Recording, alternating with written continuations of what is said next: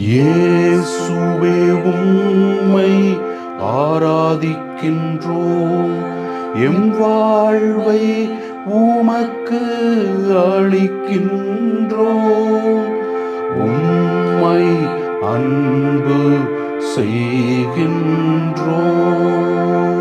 இறைவனால் தேர்ந்தெடுத்துக் கொள்ளப்பட்ட இஸ்ரவேல் மக்களையும் இறைவனால் தேர்ந்தெடுத்துக் கொள்ளப்பட்ட நம்மையும் இறைவன் எவ்வாறு தன்னுடைய அன்பாலும் ஆசீர்வாதத்தாலும் காத்து வழிநடத்தி கொண்டு வருகிறார் என்றும், இயேசு கிறிஸ்து நமக்காக எவ்வாறு கொடுக்கப்பட்டார் என்றும், அவரை பின்பற்றி நாம் வாழும் பொழுது எவ்வாறு ஆசீர்வாதத்தில் நாம் நிலைத்திருப்போம் என்பதை தெல்லம் தெளிவாக விளக்கி கூறுகிறது இன்றைய வாசகங்கள்.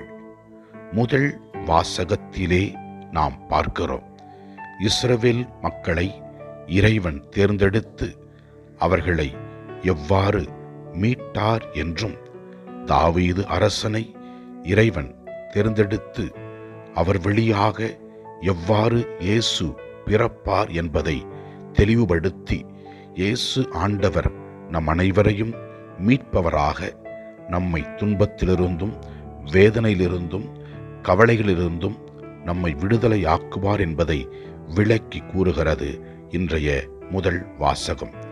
இதனை உணர்ந்து ஆண்டவருக்கு ஏற்றவர்களாக நாம் வாழ்ந்து ஆசீர்வாதத்தை பெற்று ஆசீர்வாதமாக மாறுவோம்.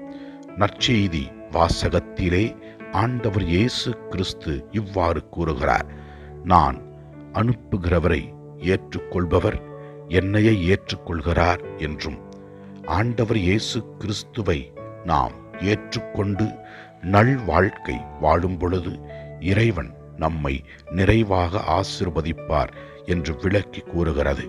இதனை உணர்ந்து நாம் நல்வாழ்க்கை வாழ்வோம். ஆண்டவரே, இந்த உலகத்தில் வாழ்கின்ற எல்லா மக்களையும் நீர் ஆசீர்வதியும். நாங்கள் எங்கள் சொல்லாலும் செயலாலும் உமக்கு உகந்தவர்களாக இரு கருள்தாரும். ஆண்டவரை நோக்கி நம்முடைய தேவைகளுக்காக ஜெபிப்போம். எல்லாம் வல்ல இறைவன் தந்தை, மகன், தூய ஆவியார் நம் ஒவ்வொருவரையும் ஆசீர்வதிப்பாராக. இயேசுவுக்கு புகழ். மரியே வாழ்க. ஆமென்.